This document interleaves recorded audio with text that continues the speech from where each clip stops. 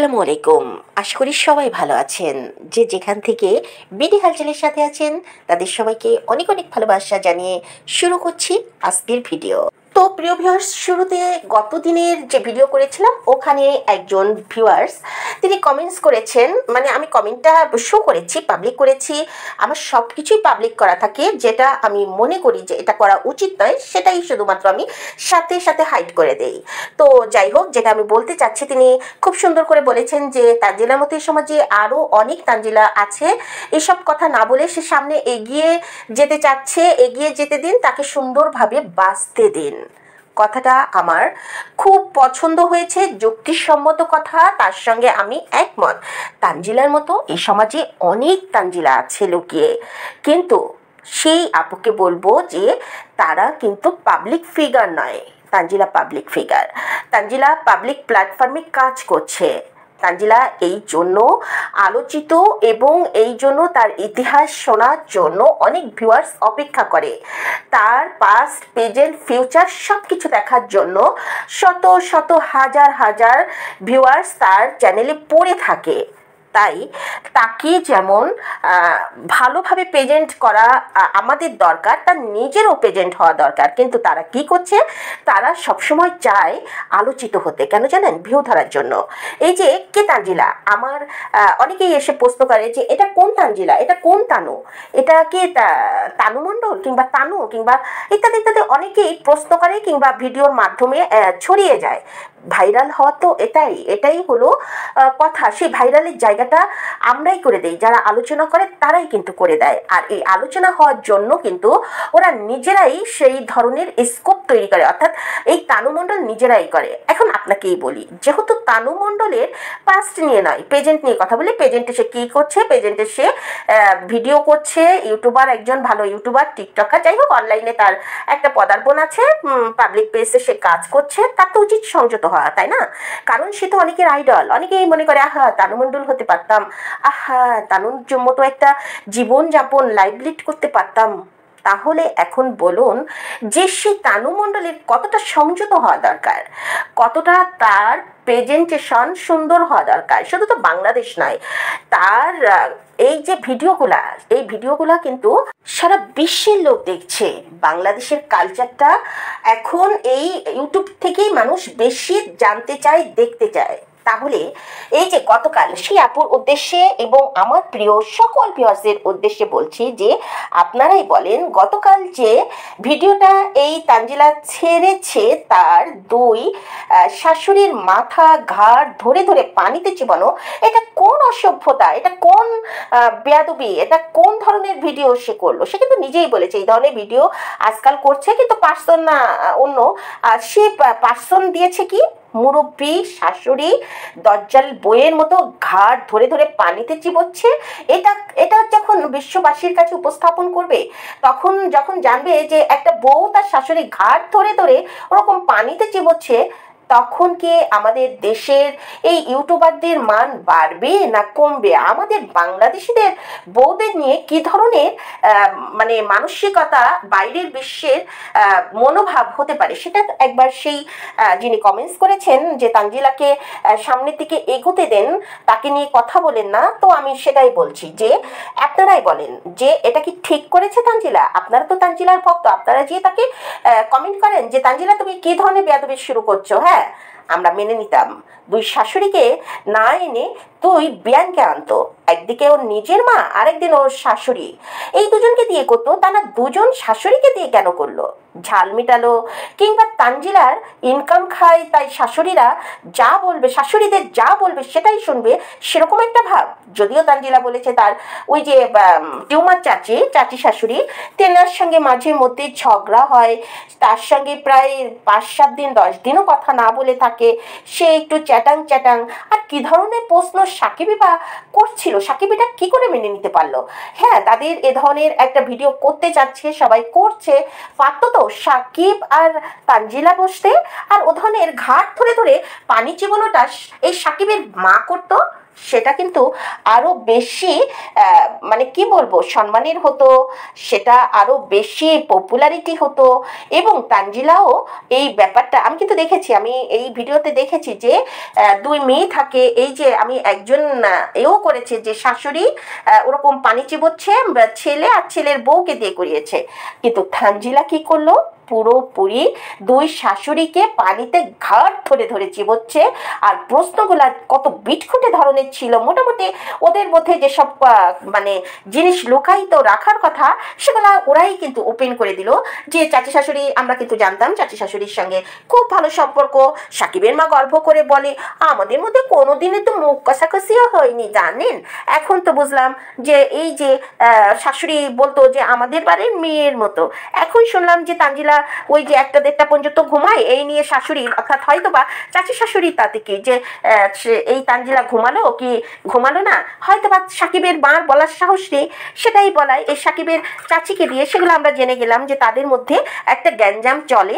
তারা যতই বলুক আমাদের কিছু হয় না, কোনোদিন মুখ কালাকালি হয় নেই, আমাদের মধ্যে ওসব নেই হিংসা। এখন তো বোঝা গেলাম হিংসা আছে কিনা।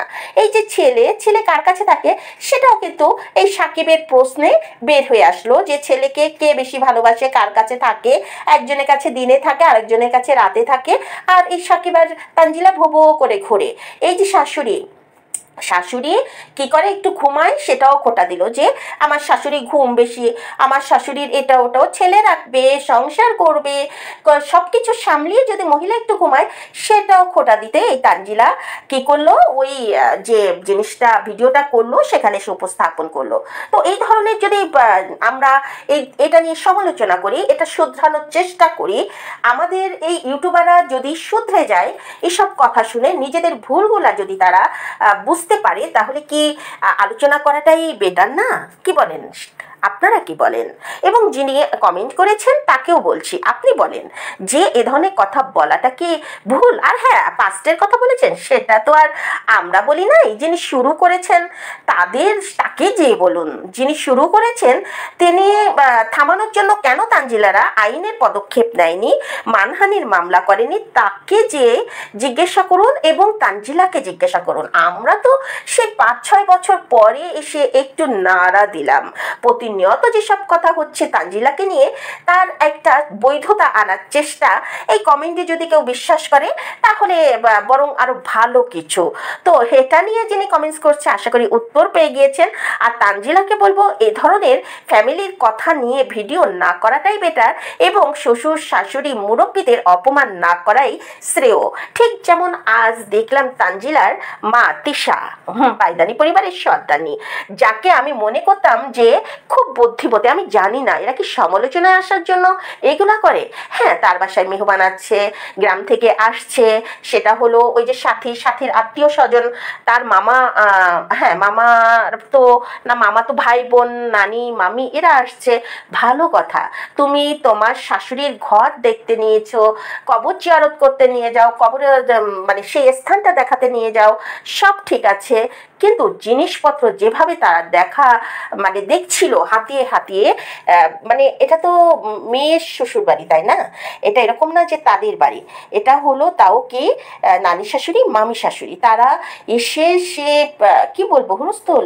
ও ড্রয়ার খুলেছে, ড্রয়ারের মধ্যে হাতাহাতি, আইডি কার্ড, হ্যাঁ আইডি কার্ড দেখানোর একটা কারণ আছে, হয়তো বা নাজমা খালা অর্থাৎ তিশার শ্বশুর শাশুড়ি কেমন ছিল ওখানে তো ছবি থাকে, হয়তো সেই ছবি দেখানোর জন্য আইডি কার্ড বের করে দিয়েছে। কারণ তারা যতটা মনে হয়েছে শিক্ষার অভাব আছে, শিক্ষার অভাব না থাকলে যে আচরণগুলো তারা শো করেছে অন ক্যামেরাতে, এবং তিশার তো শিক্ষার অবশ্যই অভাব আছে এবং সচেতনতার অভাব আছে, কিংবা ইচ্ছাকৃতভাবে তিশা এগুলা করেছে আলোচনায় আসার জন্য। যাই হোক, যে আচরণগুলো করছিল খুব দৃষ্টিকটু ছিল, খুব লোভাত্ম দৃষ্টি ছিল। গ্রামের লোকেরা সহজ সরল যেমন হয় ঠিক তেমনি কুটিল লোভী হয়, সেগুলা সব কিন্তু আজকে তিশার ওই শাশুড়ির ঘরে ঢুকে যে আচরণগুলা দেখাচ্ছিল তার সেইগুলাই প্রমাণ করেছে যে গ্রামের লোক, এদের কোনো কালচার, সামাজিকতা, জ্ঞানবোধ থাকে না, এদের শিক্ষার অভাব থাকে, এদের আচরণগুলা লোভী হয়। এরা যেখানে যায় সেখানেই কিছু পাওয়ার আশা করে, যেখানে যায় সেখান থেকেই কিছু নেবার আশা করে। সব কিছুই কিন্তু তিশার এই ভিডিওর ভিডিওর মাধ্যমে তুলে এনেছে তিশা, তাও কি তিশারই আত্মীয় স্বজন। তো বন্ধুরা, এগুলা নিয়ে যদি আলোচনা করা হয়, আমার মনে হয় যে এর সম্পূর্ণ মানে দায়িত্ব তিশাদের। তিশারা আনে, আমরা সেটা যাতে পুনরাবৃত্তি না হয়, আমাদের বাংলাদেশের ইজ্জত যাতে ওরা শেষ না করে দেয়, যেহেতু ওরা এমন একটা জায়গায় কাজ করছে যেখানে বিশ্বের সকল লোক দেখছে, জানছে। তাই এই ধরনের আলোচনার অপশন যেহেতু আছে এবং তাদের যদি আমরা সচেতন করে কিছুটা বিবেকটা নাড়া দিতে পারি, তাহলে কি অন্যায় হবে? হ্যাঁ বন্ধুরা, চলে আসেন এবার যে কথা বলতে চাচ্ছিলাম, যে বাপ্পিকে দেখলাম যে আদালতে গেল। সেটা দেখানো কয়েক মিনিট, 1 মিনিটের মতো নাকি বা 30 সেকেন্ডের মতো একটু দেখিয়েছে যে সে আদালতে গিয়েছে, কেন গিয়েছে, কিসের জন্য গিয়েছে, সেটাও কয়েক সেকেন্ডের মধ্যে বলে দিয়েছে। আর সাথে কিন্তু একটা কথা বলেছে যে আমি কখনো আদালতে আসিনি, এই প্রথম। অর্থাৎ সে কিন্তু বলতে চেয়েছে যে আমি আদালতে আসা যাওয়া শুরু করেছি, সো সাবধান। কাকে বললাম, কি বললাম, যাই হোক, আমি আর ওইদিকে গেলাম না। বন্ধুরা, এই যে শারমিন, হ্যাঁ শাহিনের বউ শারমিন আবারও ফেরত যাচ্ছে তার শ্বশুর বাড়ি। হ্যাঁ, ভাঙন শেষ গ্রামে ভৌগোলিক এবং যেসব মানে জানা যায় যে একবার যদি নদী ভাঙন থেমে যায়, তবে সামনের অন্তত 5-7 বছরের মধ্যে ওই ভাঙনটা আর গতিটা ফেরত আসে না। নদীর একটা স্রোত থাকে, গতি থাকে, সেই গতিটা সেই দিকে আসে না। অর্থাৎ 5-7 বছরের জন্য খুকিরা নিশ্চিত থেকে গেল, সেটা কিন্তু আমি ভৌগোলিক মতে বলেছি। আল্লাহর লীলা খেলা বোঝা বড় ভার। তো যাই হোক, এর মধ্যে নিশ্চয়ই সরকারি অবশ্যই উদ্যোগ নেওয়া শুরু করেছে, সবার সঙ্গে কথা বলা শুরু করেছে। অবশ্যই সরকারি একটা ভাবে উদ্যোগ নেওয়া হবে কিভাবে এই ভাঙন রোধ করা যায়। ইনশাআল্লাহ কাজ হয়ে যাবে, ভাঙন ওই পর্যন্তই থেমে যাবে। চর ওঠার পর যারা জমির এসব মানববন্ধন করেছে, তারপর তাদের এই দলিল ভূমি অফিসে জমা আছে কিংবা সরকারিভাবে নেওয়া হয়েছে, কিছুটা একটা অবশ্যই করা হবে। তো শারমিন ফেরত গিয়েছে তার শ্বশুর বাড়ি, কিন্তু শারমিন এটা কি ঠিক করলো না ভালো করলো? প্রত্যেক জিনিসের নেগেটিভ পজিটিভ থাকে। শারমিনের পজিটিভ এটা যে তার ছেলে মেয়ে, দাদা দাদির আদর ভালোবাসায় বড় হয়ে উঠবে। শারমিনের হাজবেন্ড যে দোটানায় ছিল, শারমিনের হাজবেন্ড তাদের গ্রাম ছেড়ে থাকতে চায় না, সেই হিসাবে বলা যায় যে শারমিন ঠিক কাজ করেছে। যেহেতু তার ছেলে মেয়ে দুটোই বাবার ভক্ত, বাবার ভালোবাসা চায়, দাদা দাদির ভালোবাসা পাবে, সেই হিসাবে শারমিন ঠিক করেছে। শারমিন যেহেতু একা থাকতে অনেক সময় নাকি ভয় পায়, আর তার বাবা মাকে রোজ রোজ টেনে আনা মেয়ের কাছে এটাও শোভনীয় নয়, কারণ ওর বাবা মারও তো একটা সংসার আছে। সব কিছু মিলে এটা মনে হয় যে না, ঠিকঠাক আছে। কিন্তু যখন মনে হয় যে শারমিন কি পারবে এই খুকির সঙ্গে টেক্কা দিয়ে ওই বাসায় থাকতে, খুকি খুব বড় বড় কথা বলেছিল যে আমি ইনকাম করি, ডাল ভাত যা খাই স্বামীকে নিয়ে কাছে রেখে তারপর সংসার করি।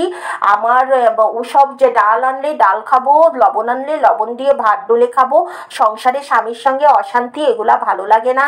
মানে বড় এই শাহিনের এবং শাহিনের হাজবেন্ডকে নিয়ে খুব ভিকচিয়ে কথা বলেছিল।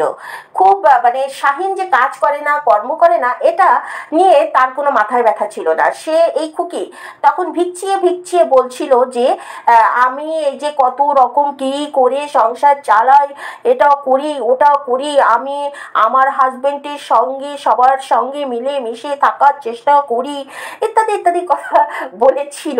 বাট এখন কেন এই সুর পাল্টে ফেলেছে? এখন তার ছেলে আবু তালহার ভবিষ্যৎ আছে, 2 মেয়ের ভবিষ্যৎ আছে, গাড়ি করতে চায়, বাড়ি করতে চায়। এখন ইনকাম না করলে কবে করবে? বুড়ো বয়সে কি যাবে? এখন আপনার ভার বয়স কি 60, 65, 70 হয়েছে, ইত্যাদি ইত্যাদি বয়ান দিচ্ছে। তাহলে শাহিনকে নিয়ে যখন শারমিন দ্বন্দ্ব বেঁধেছিল, ইনকাম করে না, বকাটে পানা করে বেড়ায়, এখানে সেখানে আড্ডা মারে, যাত্রা দলের নর্তকীদের সঙ্গে টাইম পাস করে, তারপরে তো আসক্ত আছেই, ধোয়া আসক্ত।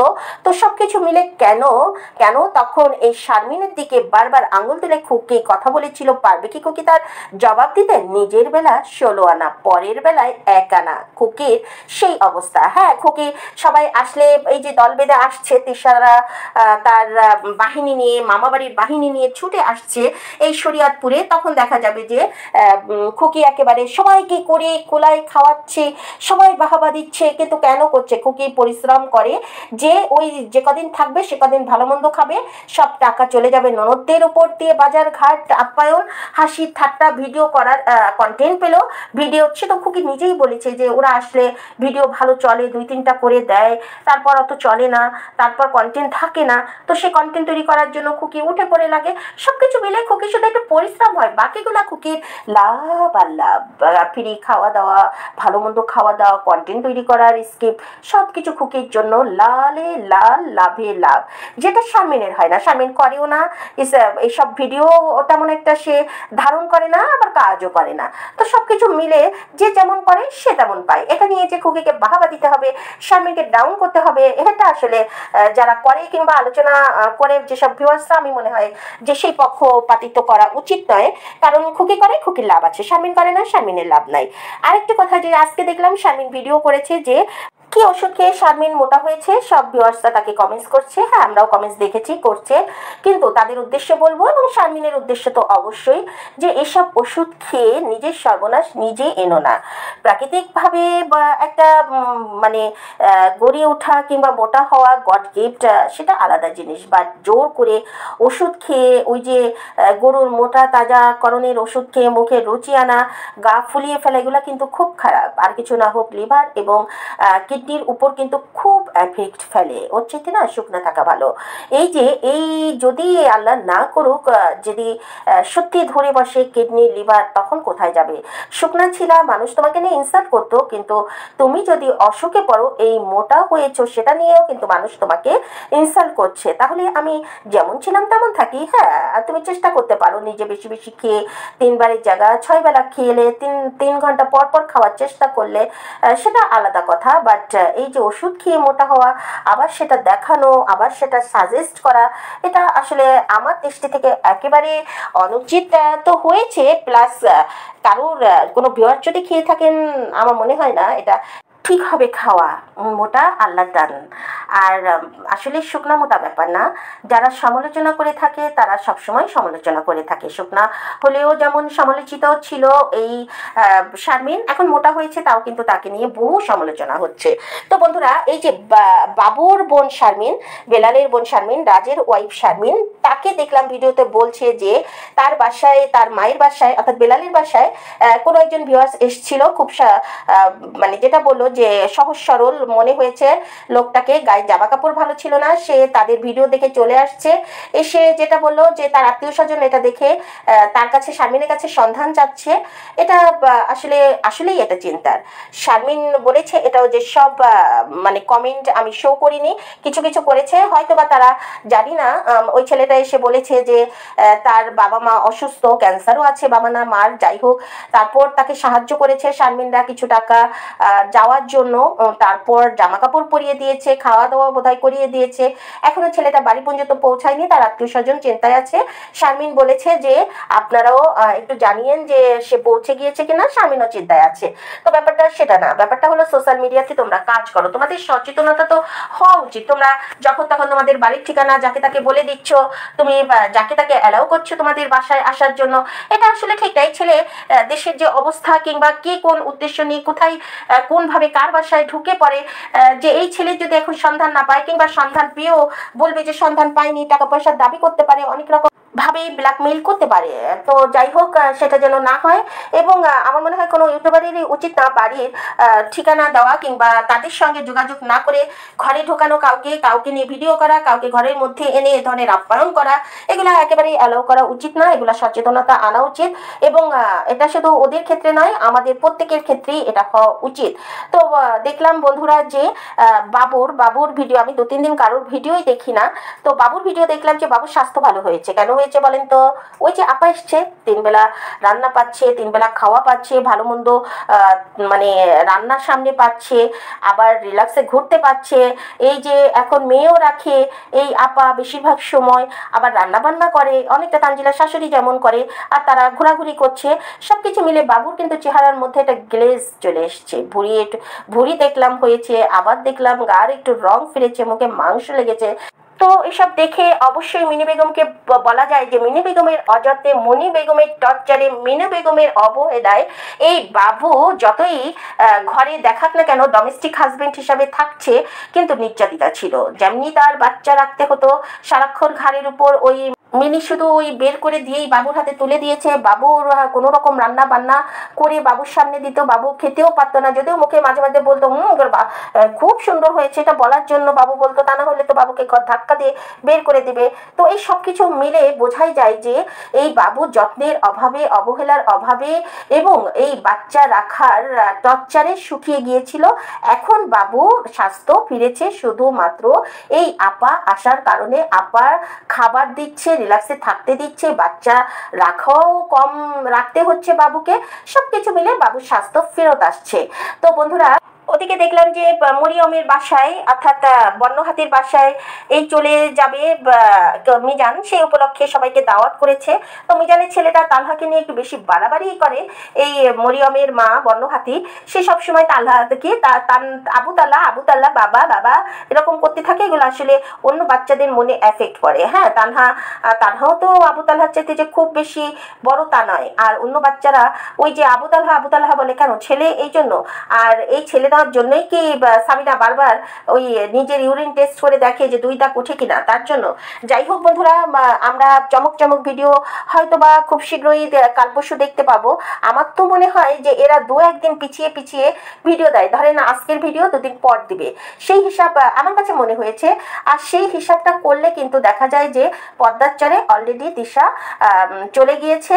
তো দেখা যাক যে পদ্মার পারে যে তাদের কি কি কাহিনী হয়, কি ভিডিও তারা দিতে থাকে, কি আপ্যায়ন হয়, কতটা বেহায়াপানা, কতটা এই বিদেশে যাওয়ার জন্য কতটা তারা শো আপ করে, সবকিছু আমরা দেখার অপেক্ষায় থাকবো। আর দেখলাম যে মিনি বেগম তার মাকে কি সব কিনে টিনে দিয়েছে, নিচে ফ্লোরিং করতে হবে, ঘুমাতে হবে, এক ঘরের মধ্যে 15-20 জন উপর নিচ করে ঘুমাবে। মোটামুটি বায়ু নিষ্কাশন, বায়ু ককটেল হয়ে যাবে মোটামুটি রুমের মধ্যে। সেই সব কথাবার্তা উঠে আসবে ওদেরই মধ্যে, ওরাই বলা বলি করবে, হাসাহাসি করবে, আর আমরা